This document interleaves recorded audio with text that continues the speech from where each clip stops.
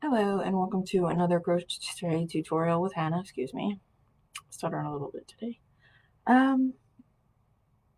Today we're doing the Moss Stitch baby blanket, and it's a good one for beginners to be able to do. It's been a while since I've done one of these. If you don't already have a kit to try this pattern, feel free to stop by the library. I am at the Upper Chichester Library. It's located on Chichester Avenue in Upper Chi. It's right across from the high school.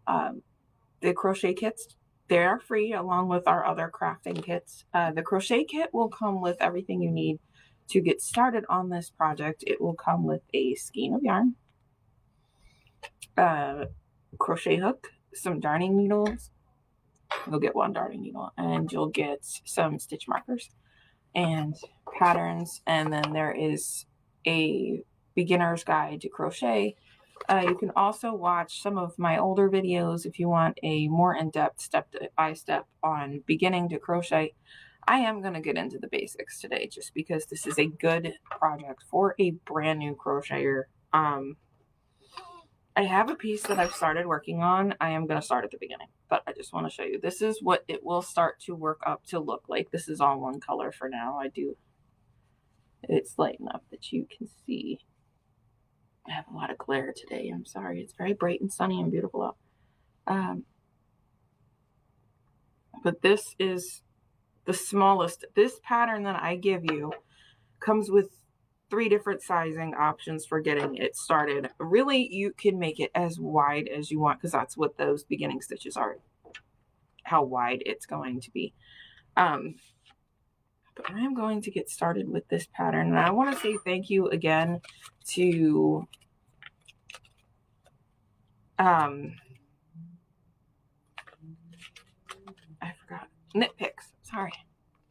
They donated all the yarn that I've been giving out in the kits. And I didn't even ask them to. We're not a paid sponsor or anything. They just, spotted our classes and decided to donate skeins of yarn, which is a blessing because now I can give the yarn to you guys so you can learn to crochet. I just pulled the center out of this skein because I like to crochet from the center. You can crochet from the outside, but then it's flopping around your table. If you don't have a yarn winder, the best way to go is to try to find the center of it. But sometimes you get these little blobs, which is fine because then you can just straighten it out.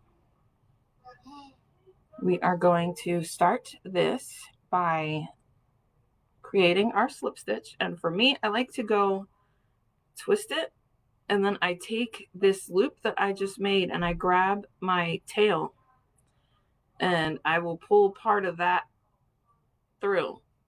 There's so many different methods on making your slip stitch. If my method is too complicated, it's easier to see how it's done when it's laying flat on the table, but I don't necessarily have positioning to be able to do that here while I'm videoing. You can YouTube like hundreds of different ways to get a slip stitch started. Some people can do it right on the hook. I can't do it. Then we are going to adjust our slip knot onto our hook. You don't want it so tight that you can't loop through that. You want to be able to still move the slip stitch. We are going to start by chaining. I am going to start with the smallest size because I'm just showing you guys. I might even cut mine in half for time reasons. I don't think y'all want to watch me sit here and crochet 120 chains. We're going to start by chaining the smallest size, which is what this is. This is a worsted weight yarn, which means it's a number 4 weight. It has been crocheted with a 5mm crochet hook, which is the equivalent to an H hook. So this, I'm guessing that's about 2.5 feet, which is good for a baby. It's for a newborn. But again, you can adjust this pattern any way you want. Just make sure that you're accounting for that chain 1 and turn back, and you'll see when we start the second row what I mean. Excuse me.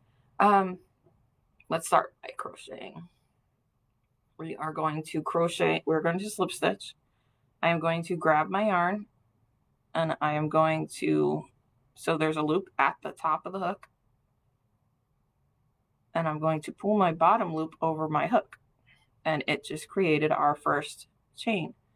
This is really fidgety for a beginner in the beginning, but this is a great place to start to get that muscle memory building. Like, you know, grab your yarn, pull it over the hook, grab your yarn, pull it over the hook, grab your yarn, pull it over the hook, grab your yarn. See, it's very repetitive, the chaining is. I am going to get some extra ones. Then you can always stop by the library too. If you can't get the hang of this, stop by the window. I will show you how to do it real quick. Sometimes in person is a little bit better than in video. I am just going to get a decent chain started. I am not, like I said, the smallest pattern calls for 105 stitches to start. I'm not going to do that in live because that would take me all day. I'm going to get long enough that you can see me build what we're building. I do have this starter sample here if you want to come by and see that too, to see how my stitches look as opposed to how yours are looking. And if you want me to look at what you've done so far, I can help you. Don't give up. I mean, some people get frustrated and they throw it down. I did when I first started crocheting. I didn't want anything to do with it. I couldn't figure it out. Do not give up. It's fiddly. It's a brand new muscle memory that your body's not used to. Keep practicing. Start with the chains. As you can see, I'm sitting here, I'm chaining. I'm not looking at what I'm doing. And a lot of other crocheters that have been knitting, crocheting for as long as I have can tell you the same thing. You'll get to a point where you won't even have to think about it. For this, you want to count your chain. For sure. But this is where we're at. Okay, and this is as long as I'm going to make it because, again, and you can count these. If you lose count while you're chaining, it's no big deal. Just run your fingers along them. The one on the hook is not a stitch yet. Do not count that one. Start at the one under it and just move your fingers. And every time you move over a knot, count it. That'll tell you how many stitches you have. And if you need to, before we go back and start our second row, which I'm about to do, put a slip. Excuse me, I got the hiccups. I was okay. Excuse me. Put a stitch marker right here in your last hook, the stitch closest to the hook. That'll teach you where your end is for the next row that we do. We are going to count down 3 stitches. So we have 1, 2, 3. In this third stitch, I'm going to put a single crochet. Just like this. I'm going to insert my hook into that chain space. I'm going to yarn over. I'm going to pull that loop through that stitch. I should have 2 loops on my hook. I'm going to yarn over. I'm going to pull through those 2 loops. And we're going to do this again. But we are going to skip 1 chain. We are not crocheting in every single chain here. First, before we single crochet in the next stitch, we have to chain 1. So you're just going to yarn over and pull through without going in a stitch. Then we are going to skip this next stitch right here. And we're going to go into the stitch next to that. So you chain 1, you skip a stitch, and then you go into the next stitch, yarn over, pull through, draw up your loop, 2 loops on a hook, yarn over, pull through 2, and then we're going to yarn over, pull through 1. I'm going to do that again. I'm going to skip the next chain loop, and I'm going to go into the one after that. So you're going to crochet in every other chain. If you need to mark these ahead of time, do so. You don't have to use stitch markers. Stick other pieces of yarn in where you want to, whatever you need to do. It helps. Or you can just move it when you're stitching in one stitch. Have a secondary stitch marker that you just keep moving. I've seen people use bread twisters, other pieces of yarn. Paper clips work really well. Other things like that.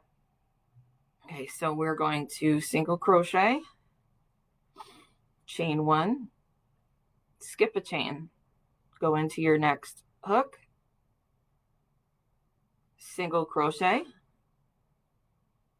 chain 1, skip a chain, single crochet into the one next to it, chain 1, single crochet, well, skip a hook, a chain, go into the next stitch, chain 1, skip a chain, go into the next one, chain 1, skip a chain, go into the next one, single crochet, and we're just going to do that all the way to the end. Now, it's going to curl a little. You know, your first few chains are going to curl. Your first few rows. It's just the body heat. It's kind of like when you put a curling iron on your hair. If you're holding it curled in your hand, it's going to curl. Just, it does. Don't worry about it if it does that. Okay, so we are going to work on getting this row done. I really wish I could pause this while I'm crocheting my rows because I feel like it's just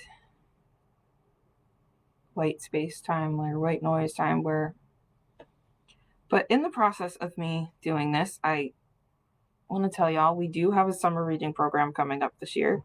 The dates will be announced soon. And we will be handing out the literature for that also. It's going to be a great summer. We're going to hold most of our programs up at Fury Road. The Township Building, and as always, our summer reading programs are free. And they will be adhering to the guidelines that we're supposed to be following. You know, be safe. So keep an eye out on our website and our Facebook for that. We also have more art kits to go with Miss Teresa that she's planning and a few other things in the works. We are going to have a great summer and I hope you guys can join us. I am almost at the end of my row. I don't know about any of y'all, but I get super excited when I get close to the end of a row because it's like, I did it. And this is a great blanket. Normally when I'm crocheting blankets, I like to do stitches that build up quicker. But the single crochet is the best place to start. Don't get over ambitious. Get used to moving your yarn and your hook in a certain pattern. After that, progress your stitches to whatever. This pattern you can use half doubles for. And they do build quicker and they look just as nice and neat as a single. They're just a little bit thicker. I can show you guys how to do that next week, but I don't want to confuse anybody that may be crocheting for the first time. So we're going to stick to the single crochet. And this is what I mean. If you want to not follow the chain, see, this is about half of what the pattern calls for. So when I said you could adjust it any size you want it to be, you can. You just got to make sure that you're ending with an empty chain. Here's my next, this is the stitch I just did right here where that big gap is. This is the stitch I need to skip. There is one more stitch at the end of this that I am going to pop this single crochet in. you always want to make sure that your stitch count lines up, so that, because when we started this row, we chained 105. We counted 3 stitches back. So you want to make sure you can account for those 2 stitches that we skip when we started this row. And then you're going to single crochet, chain 1, skip the next chain, and then go into the next one. So I am finishing up this row, all of my stitches lined up. You can see it curls slightly just because that's where we started our nonsense. This end is a little bit more flatter and boxier, and as we progress, it will flatten out. The edges should. Mark the ends of your rows when you finish. Put a stitch marker in the top of that last stitch. Do it. Trust me. Okay, so now we are going to start our 3rd row. I'm going to chain 1.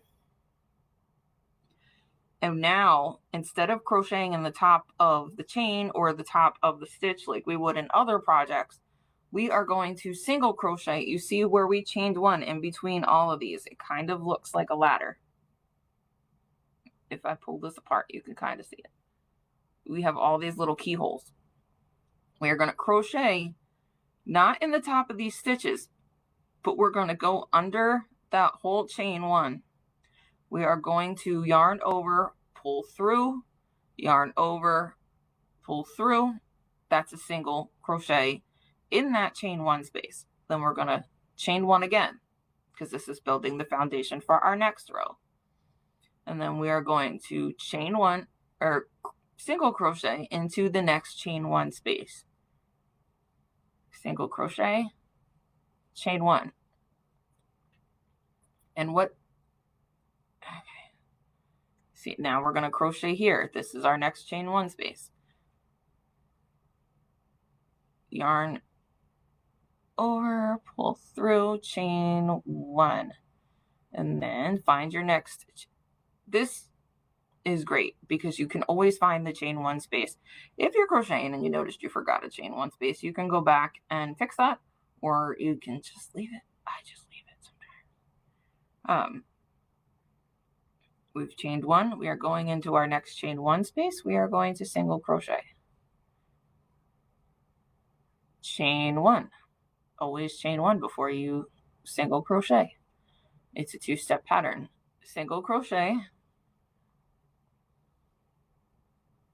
chain 1, single crochet, chain 1,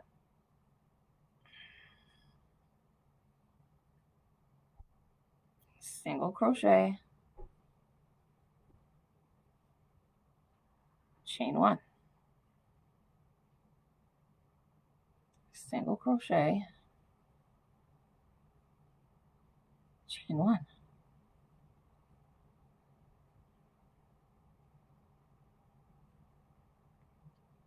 single crochet, chain 1. And that is going to do that all the way through that row. I am going to switch to the one that I've already started. I want you to see the progression that it is taking. I really enjoy this pattern because this pattern, this moss stitch, is gorgeous.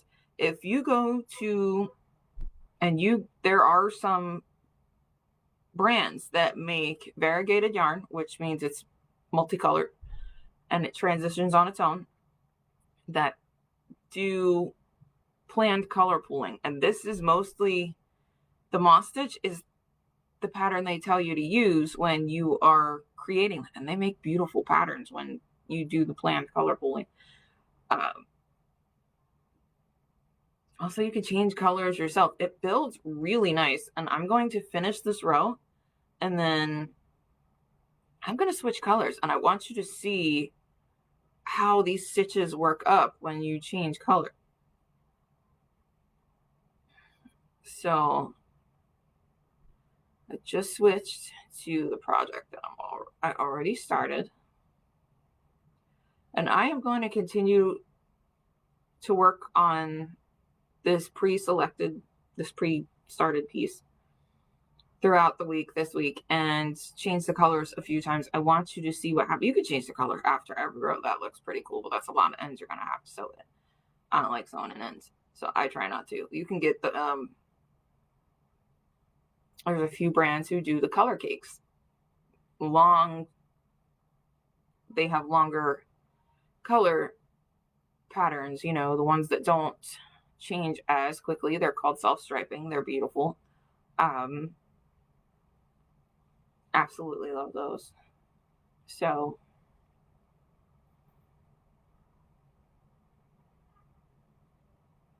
and by the way, if you guys ever have, see here, I forgot to chain one, and I am just not going to worry about my day. I'm just going to make a chain one, and then we're just going to keep going. This happens. I crochet when I'm watching TV, and sometimes I just forget. You're going to forget.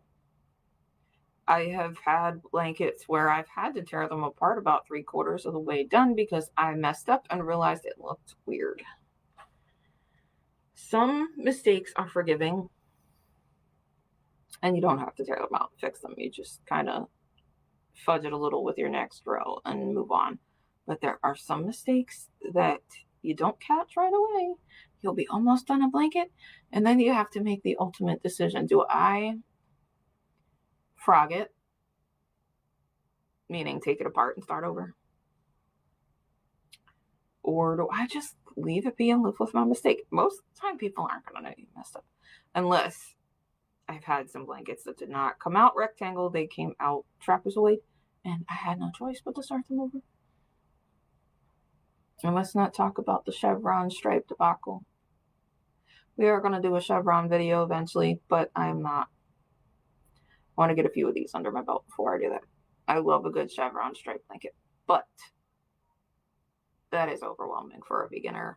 It was for me. I almost quit crocheting because of the chevron stripe. It's really not that bad, but when you're just starting out, that is not something you want to undertake right away. And it takes concentration. And when you're beginning to crochet, the number one thing is the muscle memory on making stitches, because once you get your coordination down with making the stitches, you know, it's a lot easier. And that's 90% of the struggle people have when they start, is getting hands to cooperate with your hook and your yarn. It's a new thing, you know. Your body's got to use, your brain has to get used to it. You have to commit to the muscle memory. I finished the row. I changed one, but I am changing colors, and I'm going to start at this end just because I am not going to cut this yarn just yet. I'm going to do something I shouldn't do, but I don't feel like frogging what I just did on that gray piece. So here's what I'm going to do. This is going to do two things. I'm going to teach you how to change colors, because that's essentially what I'm doing right now. So this is the end of the last row I just did. You're going to have a yarn piece. There's multiple ways to change your color. You could flat knot this end and this end to secure it more. I'm not going to do that because I plan on taking this gray stripe back out of here when I'm done. I'm just doing this to show you. But the method I'm using now is easy to remove. If you just want to test out how a color looks in the pattern, this is a good method to use, because it is sturdy when you do crochet with it, but it's also easy to take out if you don't like it. I'm going in the top of that chain one. I am going to slip stitch this. I am going to chain one, and that just started my row. Now I'm going to hold these two tails down, and I'm going to crochet in my chain one spaces, just like there's nothing different. Now that you've got your yarn tied in, you're just going to, and there is a gap here because I wasn't necessarily planning on doing this. This was part of the moment. single crochet, chain 1, and as you see, I am not leaving my tails out. I am going under, I'm holding these two tails, these two ends on top of this last row, because if I do this and I crochet over top of them while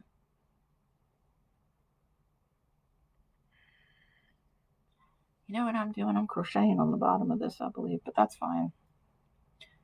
This is my bottom stitch. I should not be crocheting into this one. I won't need to start that up there. However, it's fine. This will teach you how to put the border on too, so maybe it's good. Which we're going to do that next week. I'll teach you how to border. Chain 1, go into my chain 1 space. Oh, that's fidgety. Chain 1, go into my chain 1 space. Chain 1, into my chain 1 space.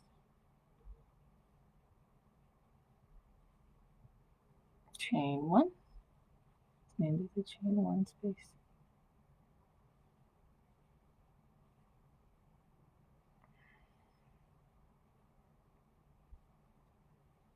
And my tails disappeared. I'm going to do a few more stitches just to show you. Actually, I'm just going to finish this row. Because again, I'm crocheting on, the part I'm crocheting on now is the chain that I started with. I am crocheting this into our foundation chain, but it's fine because you're going to need to do that for the border anyway. Normally when you change colors, you're working with what the row you just finished, but I'm crocheting in the back of it just because I plan on building out the screen a little more. I didn't want to detach it. And this is a temporary row for me. I'm going to tear this back out. Chain 1. But as you can see, there is, don't mind that tail, that needs to be trimmed off. But we have crocheted that enough that it will lay flat, and I can trim that little edge off here.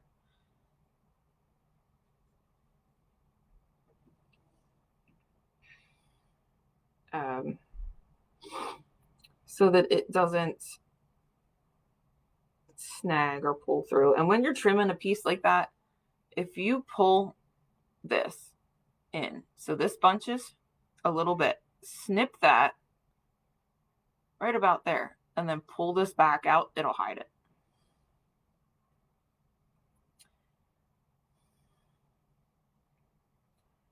All right, so keep crocheting.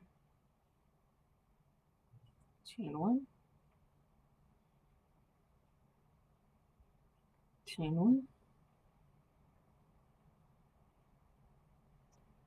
chain 1,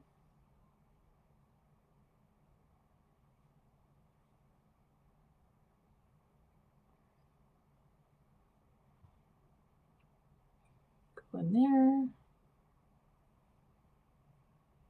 chain 1, go in there, chain 1. We're going to pretend this is the end of the row. I just want you to see what happens when I'm going to start going back across this gray that I just did, because I want you to see how it builds up when you change the colors. It looks really cool. I like the way, yeah, it's a simple stitch, but it also creates this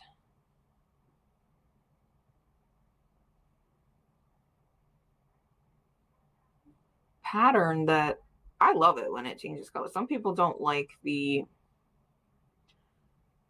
spiky look or the barbed wire effect. It's not really a barbed wire effect. It creates a really nice looking ladder effect. It has, and it's great. You can use any color combination you want. It kind of like helps you transition from colors. These colors, I probably wouldn't, you know, this is a softer gray. This is like seafoam green. Works nice together. This, you can do a couple of rows of a transition color, you know, if you want to do stripes, you can break up the stripes with, you know, whatever color you choose, have the same transition color every time you change color. Do 1 or 2 rows of your transition color. I would probably do 1 or 2 rows of the silver and then transition to my next color, whether it be white or yellow or blue or pink or purple, whatever. You can do these whatever you want. This does not have to be a baby blanket. You could have started this out a little bit wider, because that's what we're crocheting by. We are crocheting by the width of the blanket, and we're going to build our length. So if you want a lap blanket, you can make a lap blanket. If you want a scarf, you can make yourself a scarf with this pattern. You can make pillows, and that's the beauty of 90% of the patterns I've been teaching you, the granny square and all the other stuff that we did. You can turn it in whatever you want. I want to teach you guys how to do more stuff with granny squares. We're going to do that. I'm going to show you, I made a beach bag completely out of granny squares and a couple of straps at the end. You know, crocheting is so versatile. It's great stress relief. The Scandinavian countries still teach it in school. You know, you go take a subway, you're going to see people knitting and crocheting on the trains, the buses. They keep their hands busy. They teach it in elementary school, and I really think we should do that here too. It's a great way to keep your hands busy. If, you know, I have ADHD, it keeps me from fidgeting. It's a great tool. It's a little bit frustrating. So, you know, it has an anger management property to it. I love it. Give it a chance. Don't quit. Don't quit. It can be relaxing. It can be cathartic. And you don't have to crochet blankets or hats or whatever. You can learn something as simple as crocheting a scrunchie. I've made those too. I'll bring one to show you. They are simple. They are quick. You can get them done 5-10 minutes. Give them away as gifts. People love them. You don't have to crochet massive projects. You can crochet little bookmarks. Start somewhere. It's good. I mean, crocheting got me through the pandemic. I made blankets and stuff, and it's good. It's cathartic. Let go of all the whatever's bothering you. Take a deep breath. Turn your stress into something beautiful. That's what I do. Thank you for watching this video. I am going to cut this short a little bit. But we are going to have a part 2 next week. Just this beginning tutorial. Until I progress further in my project, I can't really show you how to progress further. Next week, I want to show you how to finish it off. So I'm going to have a smaller sample size blanket. Don't be thrown off if it's not a full size blanket. I want to be able to fit the whole thing in the frame so that you can see, and I'm going to teach you how to put a border on it. It is not that bad. It's easy to create a border. I haven't picked which border we're doing yet. Sometimes I just single crochet around the whole edge and I'm done. But if it's a baby blanket, you want to give them some kind of texture. So we're going to show you how to do that. I will see you guys next week. Thank you for watching, and I hope you have a beautiful day. It is absolutely gorgeous. Go outside. Go have some fun. Stay safe, and I'll see you later.